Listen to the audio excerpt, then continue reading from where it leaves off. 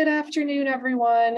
My name is Kendra Buchanan. I'm the Senior Director of Marketing and Membership at the National Quality Forum. We're going to get started in just a quick minute. People are still joining. We just opened it up, so I see the numbers are still ticking up on my side. So we'll give everyone about 30 more seconds, and then we'll jump into the webinar.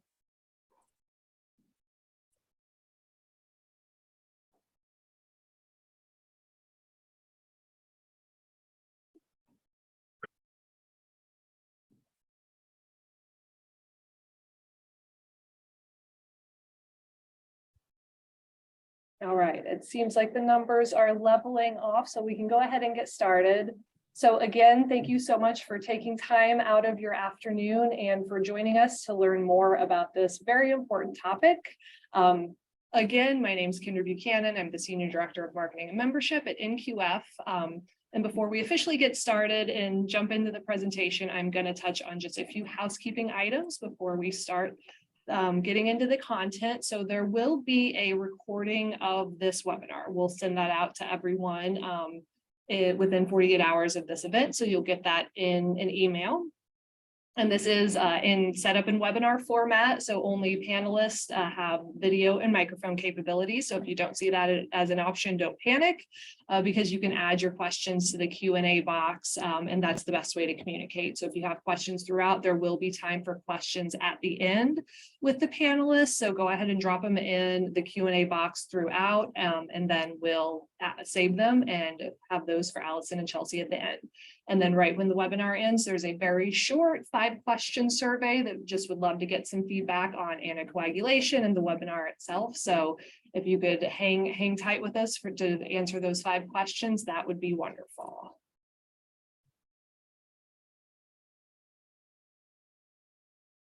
So to officially get us started, it is my pleasure to introduce Kathleen Gitlin. Kathleen is our Senior Vice President of Immersion Initiatives and Program Operations at NQF. Hey, Kathleen. Hi, Kendra. Thank you. And hello to everyone. It is, excuse me, it is truly a pleasure to welcome you to today's NQF member-only webinar. We will be focusing in on our new Advancing Anticoagulation Stewardship, a playbook. We are always want to take a moment to express our gratitude and appreciation for our over 300 member organizations, which represent each and every sector of healthcare. As many of you know, NQF, our mission really is to be the trusted voice driving measurable health improvements. And one of the ways that we fulfill our mission is by engaging multi-stakeholder groups to identify practical and actionable ways to drive that measurable change around national healthcare priorities. So today we wanted to bring you together to highlight a new resource that was created, and this one is to help us advance anticoagulation stewardship in healthcare settings. As many of you may know, safe and effective anticoagulant use is a critically important issue for us to address, given the very broad use of anticoagulants and their impacts on patient safety. As many know, anticoagulants are life-saving medications. They're for preventing and treating cardiac and vascular disorders. But there are also many challenges around the use of anticoagulants, and they have been consistently identified as the most common cause of adverse drug events in the healthcare settings. So for many of you that don't know me, I am a nurse by background. And so this is a conundrum that really feels critically important to me. As a nurse who has worked 4 years at the bedside, we have incredible anticoagulant use is critically important in some conditions, but there's a really strong need for us to be able to ensure that we're utilizing it appropriately. So I was very excited when we were first asked to work on this important work. So to address the critical issue, the Anticoagulation Forum, or ACF, which is one of our member organizations, they had developed the core elements of anticoagulation stewardship programs. And this was to support the implementation of effective anticoagulation stewardship practices across healthcare entities. Over the last year, NQF has built on that work, which was supported by ACF through the funding provided by the FDA. And this was to help us and enable us to develop our Advancing Anticoagulation Stewardship Playbook. I want to thank you all for joining today's event. Hopefully you'll learn more about anticoagulation stewardship and the playbook. And hopefully you will be able to find it beneficial to you and certainly share it with others that may benefit from it. So I want to thank you for joining, and without further ado, I will pass this back over to Kendra so we can get the work started. Thank you so much, Kathleen. So as excited as I am to introduce our presenters today, that will be sharing content on the anticoagulation stewardship and the playbook that was released in August that Kathleen talked about. I want to have just a couple poll questions for everyone to help us level set and tailor the content. So I'm going to start these polls. The very first question for everyone is, how important do you feel anticoagulation stewardship is? So I'm going to launch this, and we're going to be asking the same question at the end just to see if we had any changes throughout the presentation.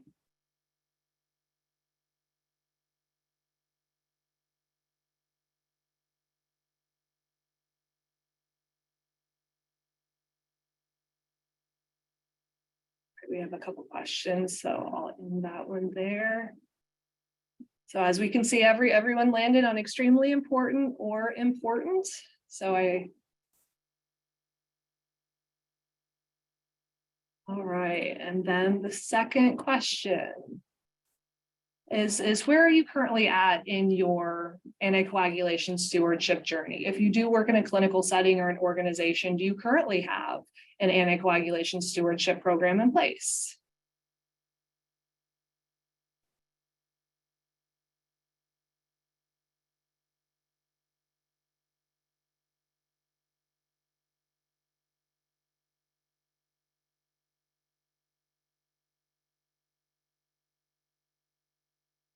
Can you guys see this one up? I'm not getting any answers on my side.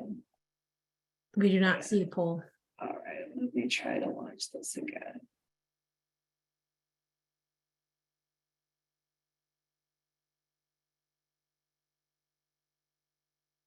All right, perfect.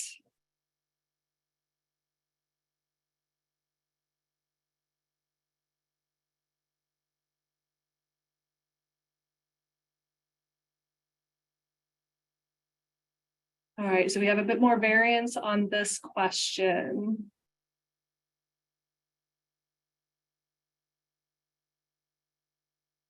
So we have a few that are currently in process, a few that aren't specifically in the clinical setting, and don't worry, I know Allison will touch base on how anyone can get involved and support this cause, and we have someone that is considering it.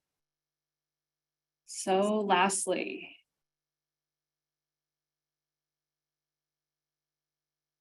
have you already downloaded the Anticoagulation Stewardship Playbook? We've had nearly 1,000 downloads already on this just since August. So we'll drop the link. It's available on the NQF website for free. And we'll share that link afterwards as well, but just wanted to get a sense of if individuals had already engaged with the playbook so far. All right, so we see a pretty close split on that as well.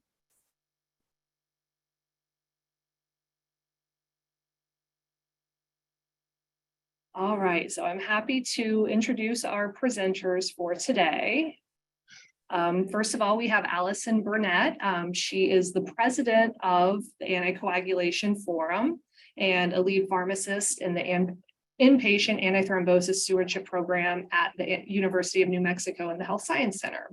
And then from NQF, we have Chelsea Lynch. She is our director of emerging initiatives. So I'll go ahead and hand it over to Allison, and then I'll jump back on at the end for the Q&A. All right, well, thank you so much, Kendra.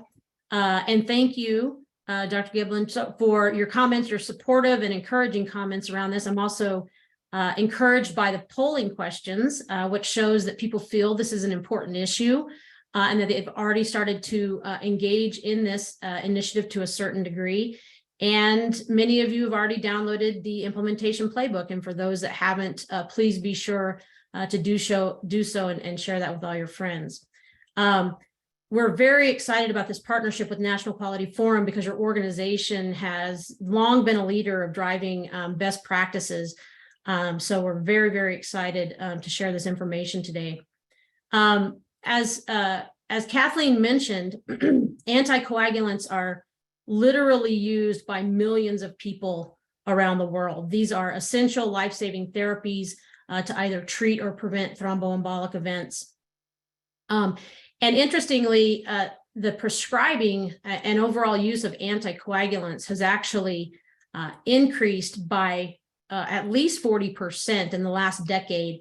And this is due to a number of reasons, including an aging population with higher rates of atrial fibrillation and the obesity epidemic that's leading to increasing rates of venous thromboembolic disease.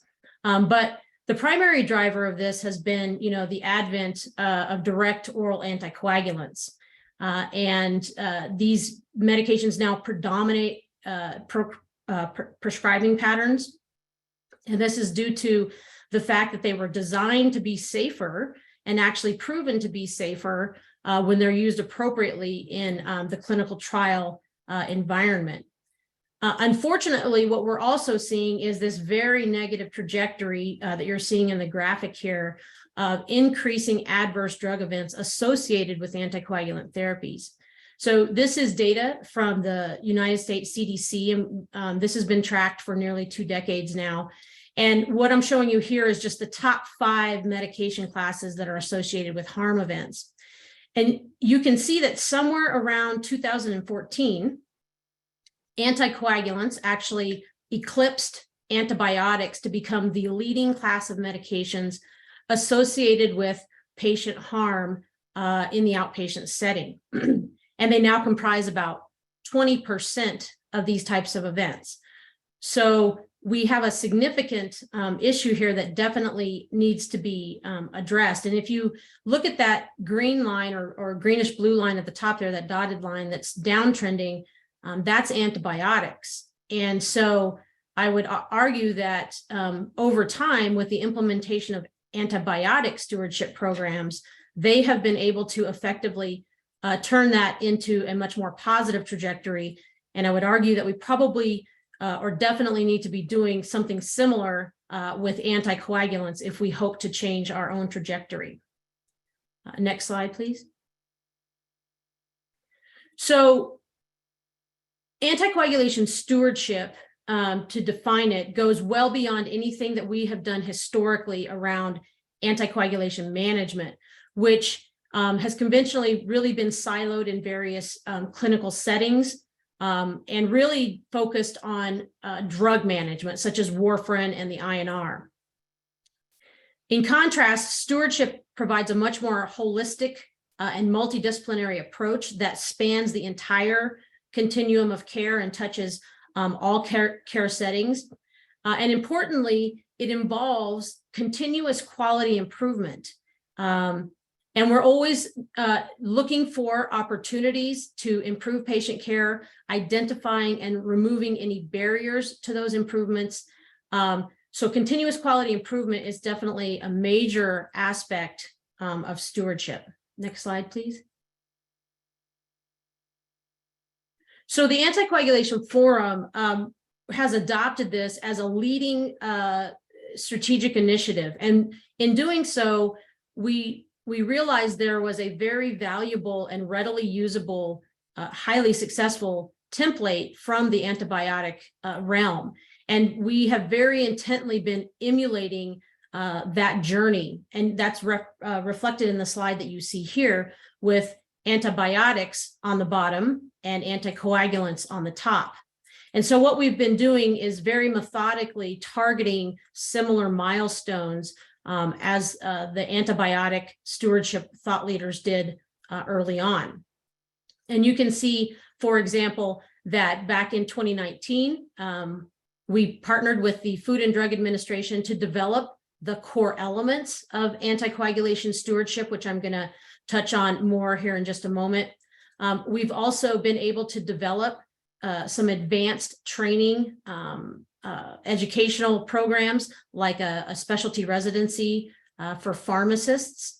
And then the focus of today's webinar is the development of implementation guidance. So we are very excited to take a deeper dive into that with Chelsea here in just a moment. Our ultimate goal is shown in the red box there, is we really want to get to a point where there are regulatory mandates or accreditation standards that require anticoagulation stewardship in all care settings. And so that's really what we want to focus on today. And we want to engage, the members that are on the call to, partner with us and identify ways that we can propel ourselves ever closer to that goal. Next slide, please. So these are the 7 core elements of anticoagulation stewardship. And these include, I'm not going to get down into the weeds with this. We're going to take a bit of a closer look at the first one with Chelsea, and that is secure administrative leadership and commitment, which I would offer is probably the most foundational, and we can talk about that in the discussion. It's also important to establish professional accountability and expertise, critical to develop a multidisciplinary team within your institution to get all perspectives.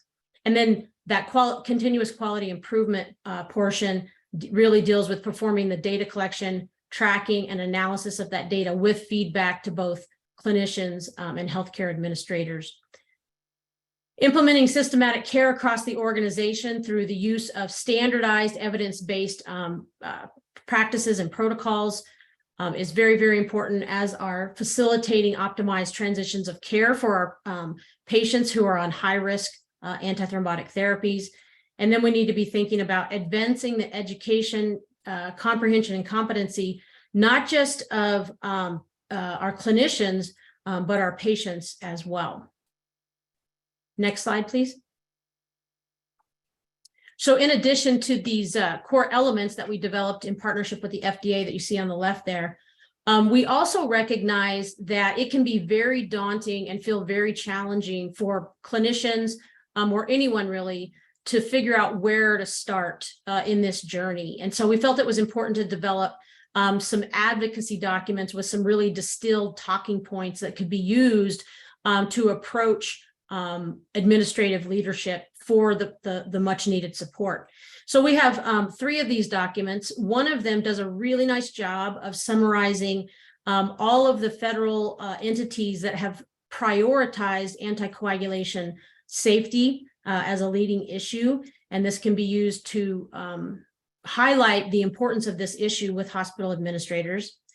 And then the other 2 documents do a really effective job of highlighting published, successful anticoagulation stewardship initiatives that demonstrate the feasibility and utility of implementing these types of programs. And so when you look at these documents, you'll see that there's examples where institutions have implemented things like pharmacy-driven DOAC dosing and prescribing, which helps promote on-label prescribing and to reduce patient harm events. You'll see things like initiatives to reduce inappropriate specialty testing like heparin-induced thrombocytopenia. And you'll also see initiatives that would be very attractive to like Department of Pharmacy leadership, looking at inappropriate use of high-cost therapies such as parenteral direct thrombin inhibitors or expensive anticoagulant antidotes. So a variety of successful initiatives that have been published that you can use either to design your own initiative or just to highlight the value of these types of programs to your leadership. Next slide, please. So the most robust resource that we've developed to date is this implementation playbook. And so I'm very excited to turn it over to Chelsea so she can walk us through a deeper dive into this very valuable resource. Great. Thank you so much, Allison. So I will briefly review how our playbooks are developed and then go into a little bit more detail about the playbook itself. So as we know, the healthcare landscape is ever changing and there are critical gap areas that are impacting patient safety and patient outcomes. In order to support healthcare systems to bridge the gap between existing practices and quality care, we've created various implementation guides and playbooks. These are practical, action-oriented guides detailing best practices and lessons learned, implementation strategies, barriers and solutions, and key resources to drive change in specific topic areas. To date, NQF has 10 guides ranging from antibiotic stewardship, opioid stewardship, shared decision-making, and food insecurity. Our latest work and why we're here today is the Anticoagulation Stewardship Playbook, which has, as Allison mentioned, we've created in partnership with the Anticoagulation Forum with funding from the FDA. The playbook was created using a multi-step 10-month-long process. First, our team conducted an environmental scan to assess evidence-based practices, existing resources, and guidance. As a consensus-based entity, it was important that we obtained a variety of perspectives from stakeholders across the field. To do this, we conducted various key informing interviews, as well as an all-day virtual forum with over 25 experts. These experts included patients, clinicians, C-suite executives, stewardship program leaders, data experts, and various federal agencies. This format allowed us to hear about innovative practices that were happening, but perhaps not published, and most importantly, get real-life feedback from those in the field. As a result, we were able to identify overarching strategies that were tailored to those just starting in their stewardship program journey, and for those who have already have programs in place but are looking to continuously improve. Through these approaches, we were able to identify the most common barriers to implementing each of ACF's anticoagulation stewardship core elements and provide corresponding solutions to overcome them. Once we gathered the content, we spent a few months synthesizing the information and producing the playbook itself.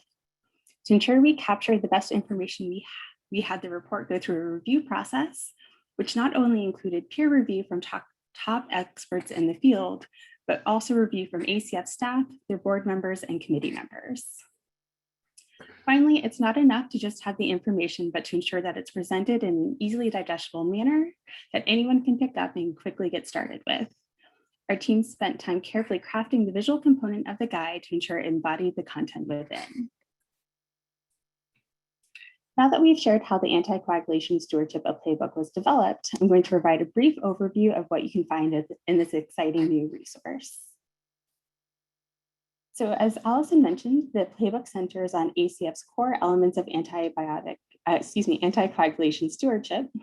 It offers concrete strategies and implementation examples for healthcare organizations and clinicians who wish to create, promote, and sustain an anticoagulation stewardship program. The playbook is intended primarily for inpatient healthcare settings. However, since effective anticoagulation stewardship depends on a multidisciplinary approach, a broad set of stakeholders, including other healthcare delivery settings, provider organizations, professional organizations, and policy and regulatory bodies will also find value in the content. We started the playbook with a background section. This helps us to set the stage for why anticoagulation stewardship is so important. It's a pretty quick read and it's only a few pages long. So it's a helpful place to get started if you're new to anticoagulation stewardship or just need to level set with someone about the topic. Each of the Anticoagulation Forum's 7 core elements has its own section, and the content is structured the same way for all. We start with an overview of the core element to provide context and highlight why the element is so important. When developing the playbook, we recognize that healthcare organizations may be at different stages or have different levels of resources for implementing an anticoagulation stewardship program. Therefore, we provide strategies that can be tailored depending on an organization's goals, objectives, patient population, processes, and available resources. The strategies are broken down into 2 phases: establishing strategies, which are recommended to start a program, and strengthening and sustaining strategies with support organizations looking to advance an existing program. No matter where an organization is on their anticoagulation stewardship journey, they're likely to encounter barriers that impede successful implementation of the core element. The playbook not only identifies these possible barriers, but offers multiple action-oriented solutions to these barriers. Each core element section ends with an extensive list of tools and resources that relate to the core element. Some of these were developed by ACF, but many come from literature and other stakeholder groups. So the playbook is really a comprehensive guide for developing or maintaining an effective anticoagulation stewardship program. The last section of the playbook highlights several key drivers of change to increase support and promote sustainable anticoagulation stewardship programs. Drivers of change are the larger systematic areas of health systems that health systems and clinicians cannot single-handedly influence, such as policy, payment, accreditation, measurement, and research. The drivers of change often create significant barriers or challenges that, when resolved, can lead to better anticoagulation management. It is with this area that diverse stakeholders, such as federal entities, accreditation agencies, and partners in quality improvement, can leverage their support to promote lasting change in anticoagulation stewardship and patient safety.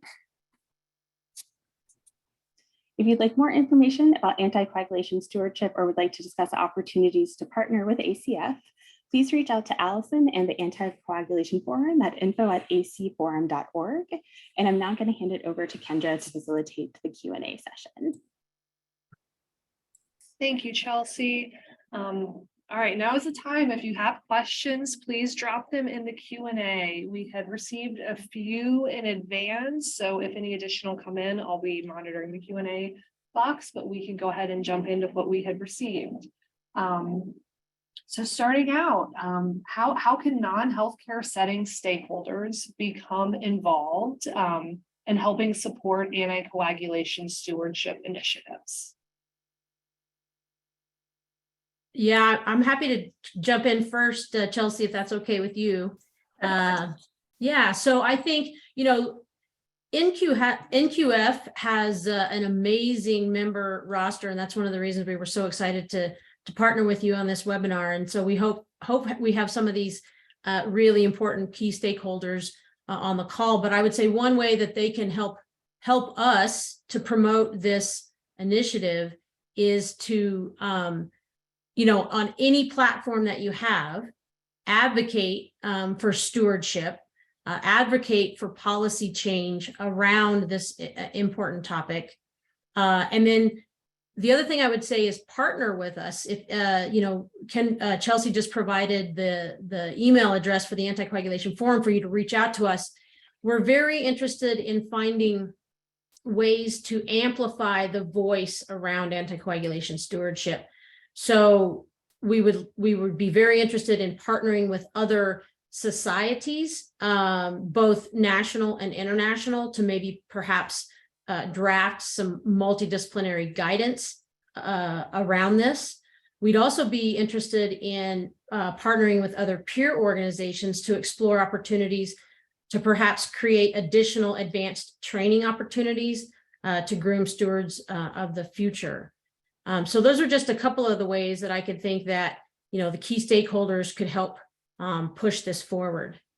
Chelsea, what are your thoughts?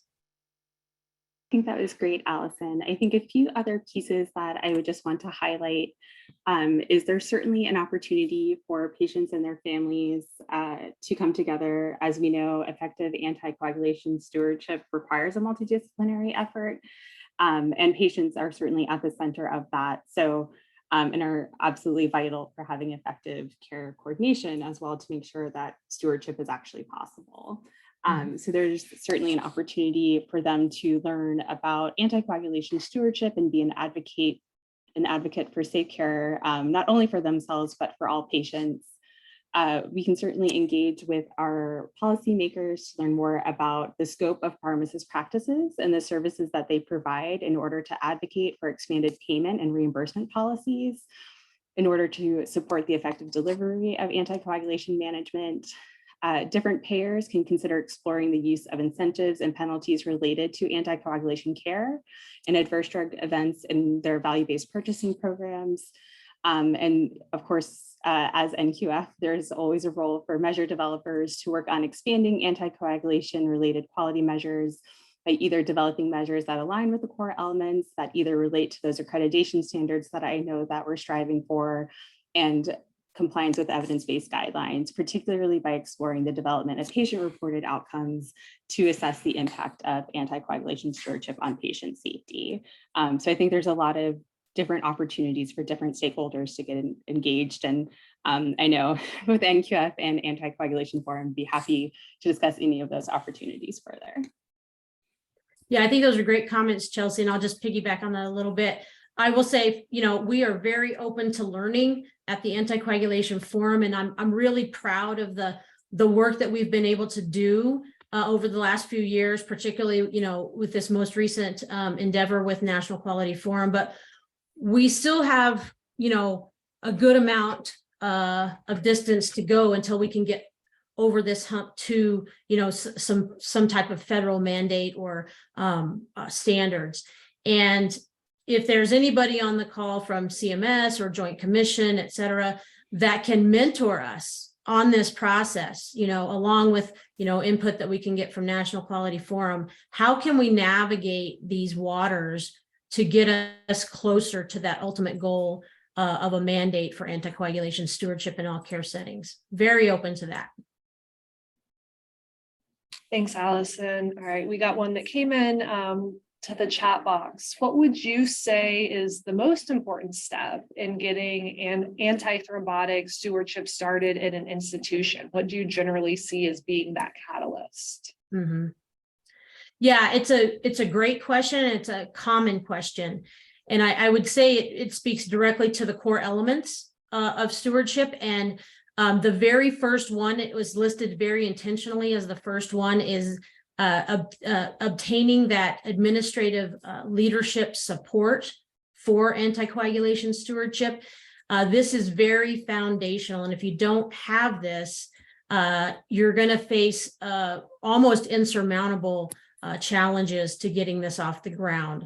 So there's a number of ways that you can align with your leadership and have those conversations to advocate for support for a stewardship program.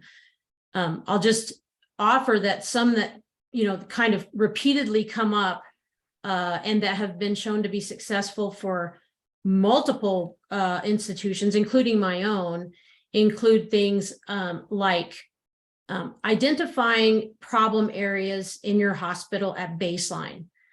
And so some examples of that might be, for example, if you have egregious misuse of costly medications, a viable means to petitioning for stewardship resources is to approach the pharmacy department leadership, right? Because this is their purview.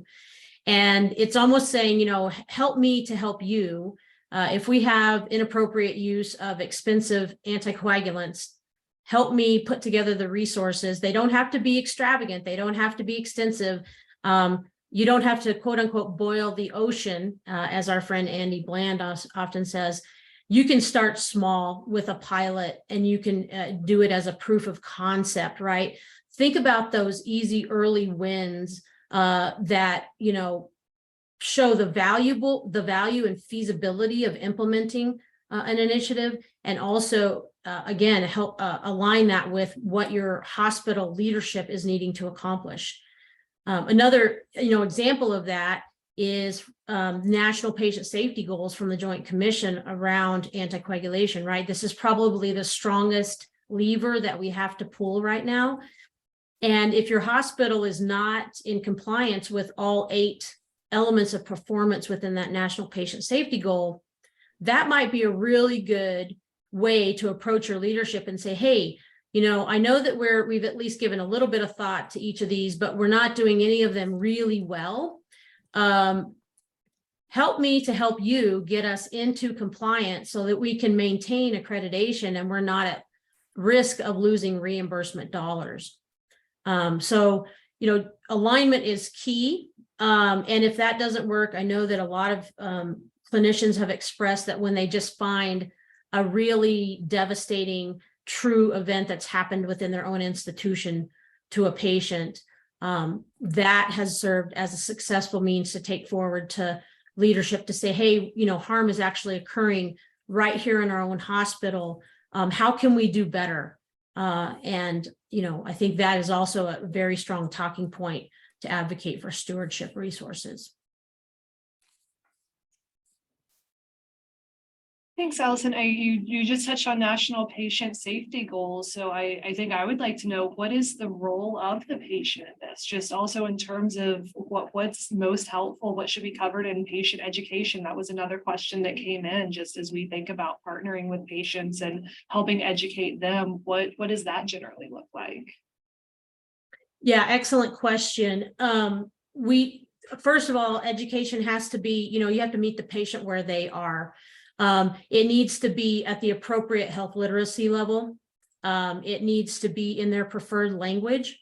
And, many institutions will even have a health literacy department that will help you develop any type of patient educational materials that you want to use. And then also there are patient education materials that are available. Many of them are posted on our Anticoagulation Forum Centers of Excellence. We actually have a dedicated repository for patient education materials. But really what needs to be included in education for anticoagulation patients, are very fundamental things like, why are they on the anticoagulant? What are they on the anticoagulant for? How long do you anticipate the patient to be on the anticoagulant? How are they supposed to take the medication? Do they take it once a day, twice a day, with food, without food? So all of those types of fundamental elements need to be included in the educational packet or handout that you're going to give the patient.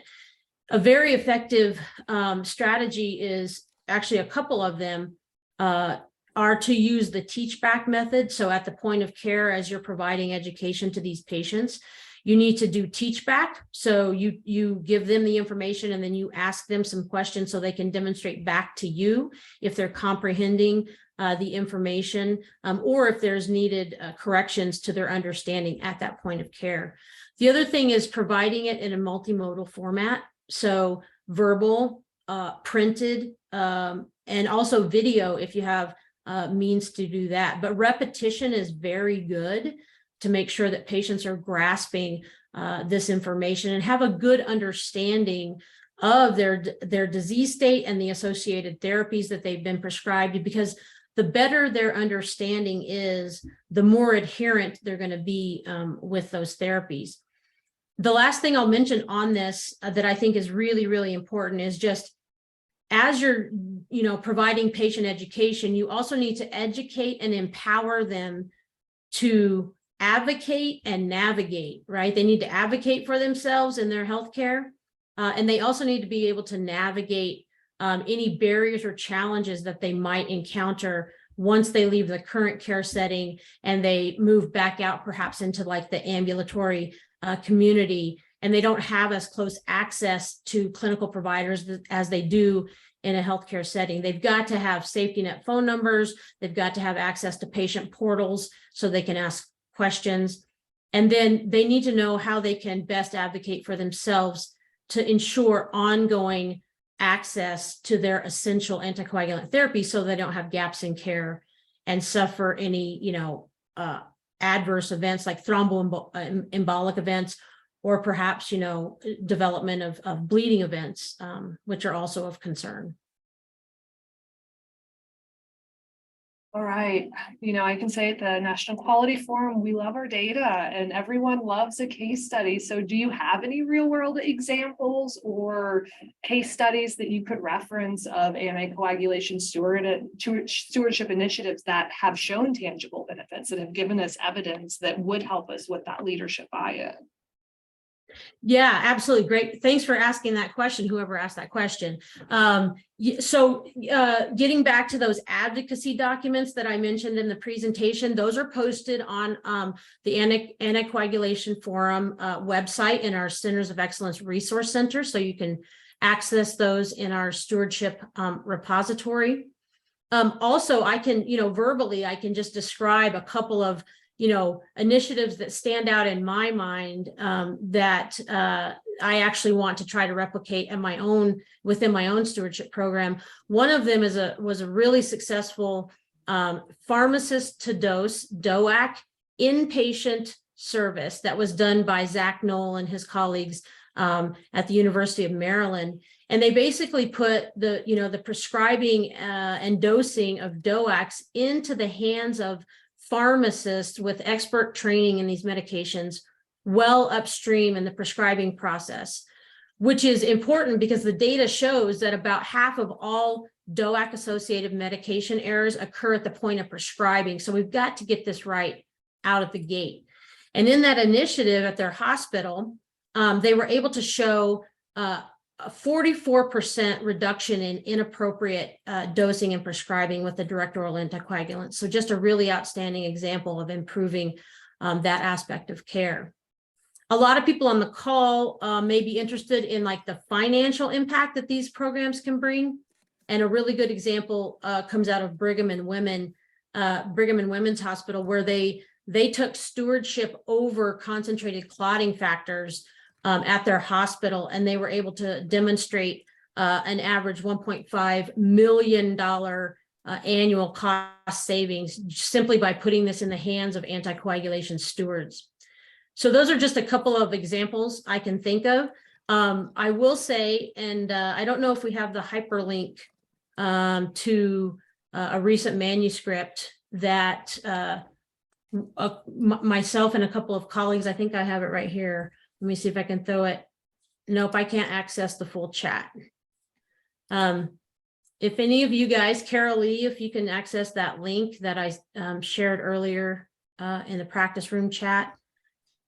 This is a manuscript that myself and a couple of colleagues from the Anticoagulation Forum recently published. I think that readers will find this highly usable because it actually catalogs. Thank you, Kendra, appreciate it. This will be coming out in full print in Thrombosis Update, I anticipate any day now. But it catalogs several successful anticoagulation stewardship initiatives that, many of them are very simple, often pharmacy resident driven stewardship initiatives that end users could pick up and implement into their practice. So I would encourage you to check that out. There's a growing number of examples like this. And, I would just like to say that if we reflect on the journey of antibiotic stewardship, one of the key things they did, in addition to having, specialty trained pharmacy residents become the boots on the ground army of getting wider spread implementation and adoption of stewardship programs. In tandem with that, as those residents moved into those programs, they are required to do a research project. And from that, this amazing body of evidence manifested around antibiotic stewardship. We are hoping for the same with anticoagulation stewardship. And there's going to be high value in getting to critical mass with this body of evidence that's supporting the value of anticoagulation stewardship. So I would encourage anybody on the call today, if you're doing clinical research around this, or if you plan to, please make sure that you publish that evidence, present that evidence to help lend momentum to this critical mass, which is going to be another important milestone to get us a little bit closer to that ultimate goal of mandated stewardship. Okay, one more question. I know we had slated to end at 1:50, so we'll get one or two more in. So what is the opportunity for measures as it comes to anticoagulation stewardship? What types of measures could be used, should be used to track the effectiveness of a stewardship program? Mm-hmm. This is such an excellent question. I would love to hear Chelsea's thoughts on this if she's willing to weigh in, and then I'd like to respond. Yeah, absolutely. Certainly when it comes to accountability or value-based payments, there is a lot of focus on outcomes and making sure that measures are backed by reliability and validity and scientific acceptability and evidence, but there's still another role for other measures and quality improvement, such as process measures. And do you have certain aspects in place? Are you doing what you need to do in order to get to those outcomes? So I think there's a big opportunity for lots of different measures, but certainly still being mindful of burden on those collecting the measures. So really trying to get to those next generation measures that are looking at outcomes, but can still be affected by different processes. So there still feels like there's a way for them to be improved. Yeah, great comments. And, you know, the Anticoagulation Forum has definitely had a lot of internal dialogue around this to try to better understand it, and definitely open to exploring, you know, what might be meaningful measures around anticoagulants. I think, you know, full disclosure, one of the conversations we've had is it more valuable and more feasible to require institutions to demonstrate that they have some type of organized, dedicated program paying attention to this, similar to the antibiotic mandate, which is a condition of participation with CMS. It's not overly prescriptive. It doesn't say exactly what you have to measure. You just have to be able to demonstrate that you're conducting antimicrobial stewardship, which I would argue that there's some value in that, because the needs of each institution and the resources of each institution is going to be highly variable. So it may, you know, there might be some value in, you know, requiring demonstration of a program rather than a measure to allow the institutions to put something into place and then measure what is most meaningful within their own system. That being said, if the best path to, you know, getting closer to our ultimate goal is exploring some type of measure, I would offer that you want to pick something where there's fairly ubiquitous issues, and I'll gravitate back to the direct oral anticoagulants. Now, they're only part of the problem because we have lots of other anticoagulants, but because these agents are so extensively used in practice now, and that's only going to increase, we know that there's egregious off-label prescribing of these agents. About 25% of all patients have inappropriate prescribing of DOACs. And anecdotally, I would guess that a lot of the clinicians on the call could attest to, we see them appropriately mismanaged as well in regards to drug interactions and perioperative management. So I would think that if we were going to go after some type of measure, it would be DOAC prescribing and use, and because that would give us an objective measure that a lot of hospitals would find relevant. Thank you. Last question. This one's for you, Allison. What's coming up next? What initiatives does the Anticoagulation Forum have, just in terms of, you know, wider spreading the support of the implementation stewardship or anticoagulation stewardship? Just, are there other resources that will be coming? What's on your radar? Yeah, of course, the Anticoagulation Forum is always working really hard to figure out how to move the needle on this. And so some things that come to top of mind, you know, I mentioned the PGY2 pharmacy residency.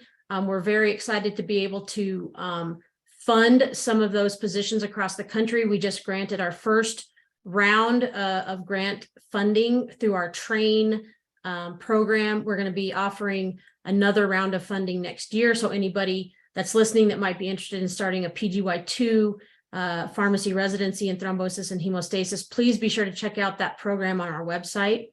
We're also, as I mentioned earlier, we are exploring the idea of collaborating with partner societies and organizations to develop perhaps a white paper around anticoagulation stewardship, again, just to amplify the voice around this important issue. And then lastly, I'll just mention, it's recently come to light that there's international interest in this as well. So now clinicians and organizations from outside of the US are looking to the Anticoagulation Forum, reaching out to us, asking questions. How do I bring this to my country? How do I bring this to this place outside of the United States? And so I think we'll probably be pushing in that direction as well, just to increase our network and our momentum around this effort. All right, thanks, Allison. So one last poll question for everyone. This was the same question that we asked at the beginning, but we just wanted to see if answers changed at all. How important do you feel anticoagulation stewardship is? So we had a lot of extremely and importance to start out with. It looks like we have a few more extremely importance.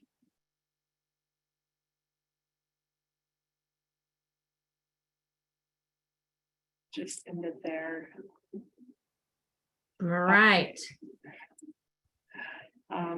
Well, I just want to end with a thank you to everyone. This webinar is for our NQF members. We are looking to do a lot more of these, so please weigh in on the survey to let us know what you would like to see more of. Partnerships, this is a perfect example of that, and some of the products that can come out and just really support all this important work. So again, thank you for your membership. You enable us to do this incredible work. So we'll sign off for now. Please stay on to do the short survey. Again, Allison, Chelsea, thank you so much for taking the time to share with us. And in the not probably most likely tomorrow, we'll send an email out with the recording of this, and we'll also share the link that Allison shared and also the link to the playbook if you haven't downloaded already. So thank you again for joining us. Have a great afternoon, everyone.